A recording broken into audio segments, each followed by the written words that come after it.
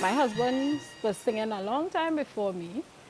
So I sat there some of the nights in the tents and so on, and I decided, you know what, I could jump in the ring and do a thing, you know. So I went to Mr. Titus and I said, I think I want to sing, you know. He said, you do softy, softy for that, and I said I want to sing, and he decided that yeah, he wrote for me. I think that song was Youth Man, another Youth Man Gone Again. That was the first song I ever sang. And that is where it all started, 2006. That was my debut into the Calypso fraternity. I'm Giselle Fraser Washington. I go by the sobriquet Gigi, which is a name that I would have gotten when I was like 2 from my grandmother. She just didn't like the long name Elizabeth that my mom gave me and decided to call me Gigi. That's how I got that sobriquet, and then Mr. Titus would have told me, go with that. It's unique, it's cute, you know, so that is where I got that sobriquet from. At that time, I don't think I would have started recording songs and so on. Another youth man gone again, this youth man gone again. And every year we only keep hearing another youth man gone. But that was the gist of it. At that time, the crime rate started escalating, and you know, that was the song I started with. It was a hit that year. I remember George Leacock saying, Gigi, run up, George, I hear you're running out of breath.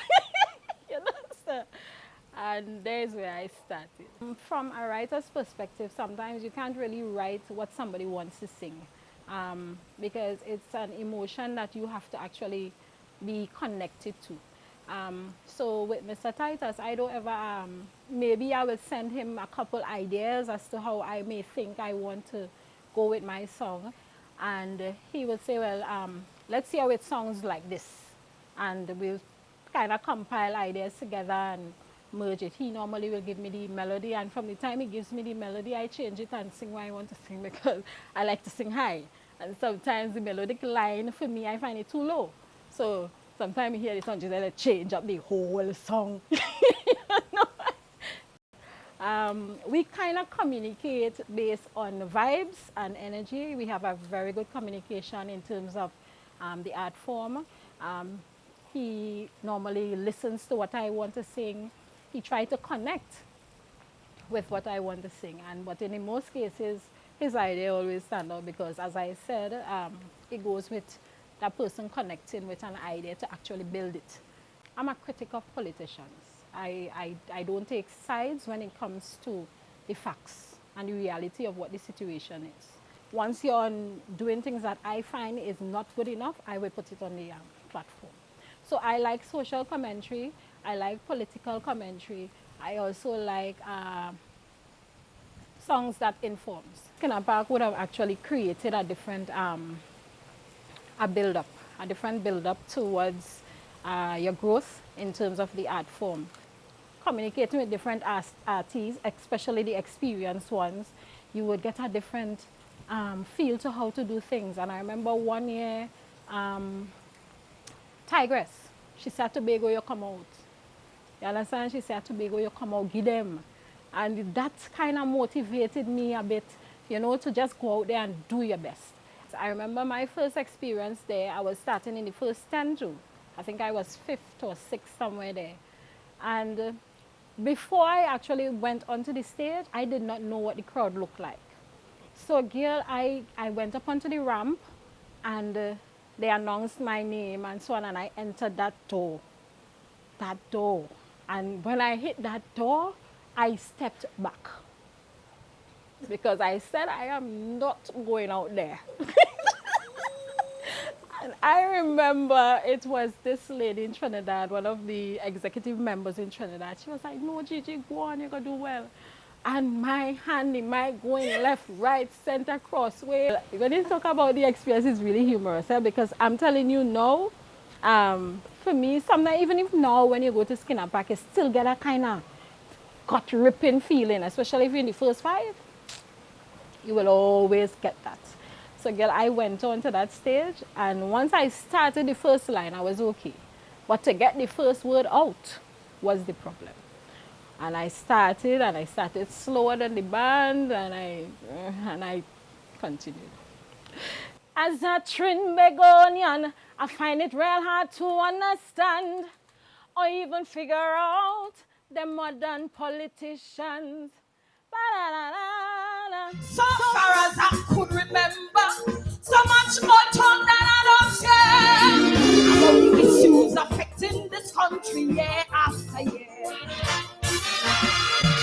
You talk about speechifying, oh Lord, like they have a skill. And when they done Mama Guy and the people don't cry, Lord, we have problems still.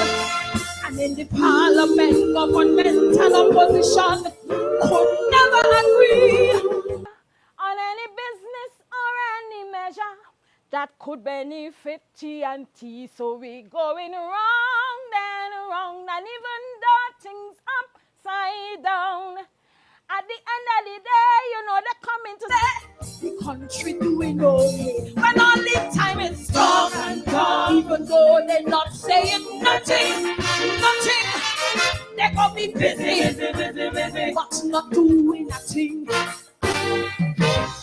When they should stop and take look at the way we country going. But it's a that is how they do their thing. So listen, on this sea bridge, we getting tall. This sea bridge, plenty talk. People catching their aunt, uncle, and. But politicians want more time to talk again. Hey! I like political commentary because one, you can have the humor in it, two, you're giving facts, and three, you're having a good time. You know, and I will always remember Mr. Charles when I went into education. He said, "Oh, you sing pardon me? Don't bring nothing for me sign." You know? And I said, I so get with it, you know. So he was just kicking with me and he said, you sound good, you sound good. I have never had any negative experiences with men. I think most of the men that I have encountered within the fraternity have been very respectable. I don't know if it's because of how I relate to them or at the level of professionalism I take to the shows or the whatever assemble we have, but I have never been disrespected or talked down to or anything like that. So I must say, especially in Tobago, I must say people like Tobago, Rio, Mr. Milton, Murray, Mazzini, they would have encouraged me. And most of them would have always said, oh God, Gigi, give me a chance, the man, you know. Yeah, but it has been good. In terms of the stalwarts of Calypso, I mean the elders, the persons who may have stopped singing, I think more has to be done for those people. There are persons who have different or various reasons why they would have stopped singing or may have, you know, prevented them from being on a stage, but they should be recognized, you know, and not only at Calypso History Month, even if it's like a plaque with their names posted somewhere that, you know, visitors would see, you know, something that is unique to the art form, to Calypsonians, to the stalwarts of the art form, you know, something that would always remember, even after they have gone, because sometimes you give them a plaque, you give them a little funds towards something, and that wears off. But you've seen it there, your grandchildren come in and see it, your great-grandchildren and so on. So I think in terms of remembering these people, something must be done to be, you know, seen on a daily basis. I love the art form. You know, don't come into the art form expecting to win competitions or expecting to just rise to the top just like that. And especially a young female, have pride in yourself, respect yourself. Let people respect you as an individual. You come into the art form to add or to bring something fresh or new to the table, right? So come positive, do your best at all times, and respect who you are, respect the person within the organization, and you would work fine. So all with programs, we get things on. Administration, plenty talk. And while we hoping for betterment every day, from our chief have very little to say. And while we waiting We getting tough. It's motivating. Plenty tough. Tell them come out and tell we flat. Not if the time we are getting tough.